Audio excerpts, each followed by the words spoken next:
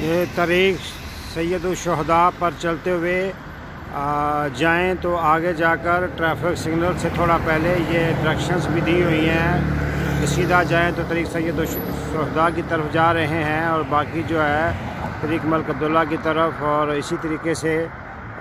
دوسری روڈ ہیں طریق ملک فہد جو ہے اور رائٹ میں ہے، طریق امیر المومنین عثمان بن عفان رضی اللہ عنہ لیفٹ میں ہے۔ تو یہ ڈائریکشن کا بورڈ لگا ہوا ہے یہاں، اور اس کے تھوڑا آگے ٹریفک سگنل ہے، اور ٹریفک سگنل کو کراس کرنے کے بعد جو ہے وہ لیفٹ سائڈ پہ جا کے بائیں طرف جو ہے وہ مسجد المستراحہ آتی ہے۔ تو نمبر ایک تو یہ ہے کہ جہاں اللہ کے رسول صلی اللہ علیہ وسلم نے پہلا پڑاؤ کیا جب آپ چلے ہیں نا مدینہ سے،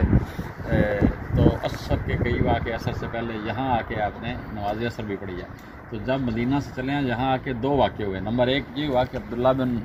ابی ابن سلول جو ہے وہ اپنے 300 ساتھیوں سمیت رسول اللہ صلی اللہ علیہ وسلم سے علیحدہ ہو گیا اور مدینہ واپس چلا گیا، یعنی کہ رسول اللہ صلی اللہ علیہ وسلم کا وفد 1000 لوگ آئے تھے، تو اس میں سے باقی 700 رہ گئے، اور یہ 300 کو اس دن یہ اپیئر ہوا تھا کہ عبداللہ بن ابی منافق ہے، تو یہ 300 ساتھیوں کو لے گئے۔ اور دوسری یہاں واقعہ ہوا کہ رسول اللہ صلی اللہ علیہ وسلم نے 2-3 بچوں کو کہا یا تم واپس چلے جاؤ، تمہاری عمریں تھوڑی ہیں، تو ان میں سے سمرہ بن جندب